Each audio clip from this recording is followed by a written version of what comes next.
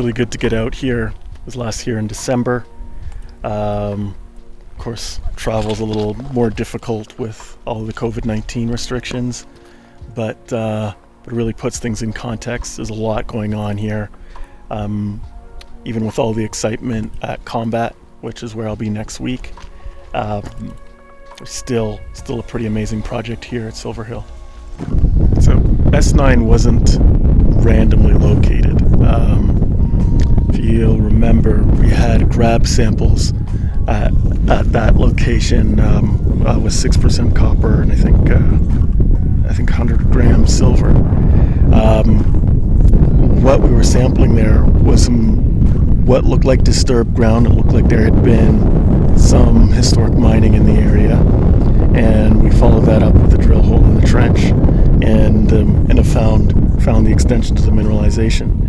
Now I think what we'll do is actually step out from there and look to connect that mineralization with the main body of the mineralization near the discovery hole.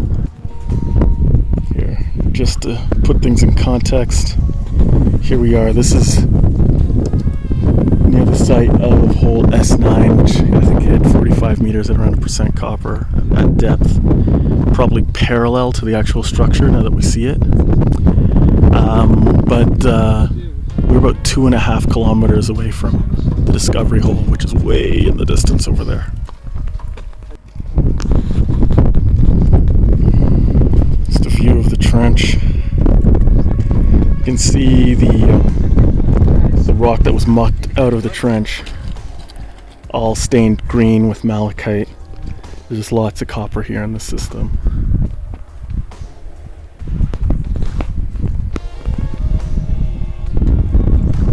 So that's a nice bulk sample for you.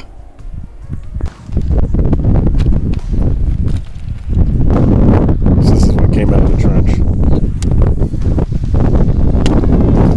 Everything's mineralized.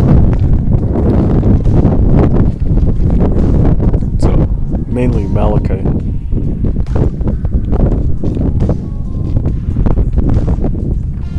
Malachite and some calcosite. Yeah.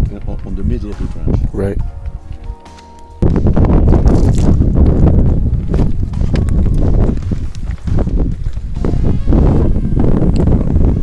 Malachite crystallized. Yep. So this is my first trip to Silver Hill since we did the trench.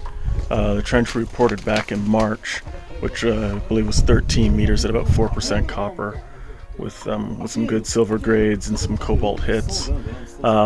It's really interesting getting to see this firsthand now. You can see there's actually a lot of high grade silver, a lot of mineralization, and it looks like the mineralization actually extends beyond the limits of where we cut off our trench.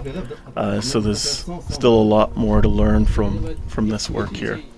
So work on this trench, which is probably some of our most valuable information, was about $20,000. The dark veins here with the calcosite, yes, are mainly vertical, but there is some inclined like that in all directions. Right. It's like it's small clearly stockwork, right? This is stockwork Yes. mineralization. Interesting, because remember on that other property we also saw the stockworks, exact the same. same grades, yeah. And that's where we got the high cobalt as well. Side of the trench, we can actually see some voids, some areas where they would have gone in, following again the high grade mineralization. You can see the ground wouldn't have been very stable. They've actually left a pillar here, and that would have had to been left for support. So again, a lot of confidence that as we go deeper, we'll find that high grade vein intact. And considering we're getting like over a kilogram per ton in some of these silver hits, it must be really rich as we get down.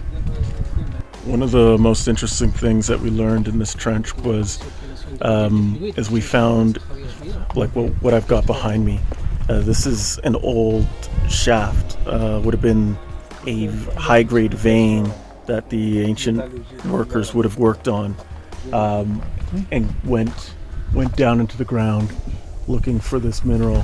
And I'm assuming this would have been the highest grade stuff. So even though we're finding incredibly high grades of copper, really good grades of silver, these areas are probably the core of the mineralization that they would have been working on. And we can only assume that they would have been limited as far as depth.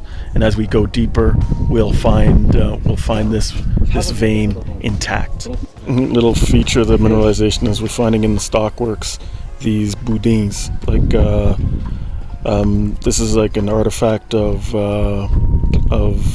metamorphic geology, and these seem to be really high in silver.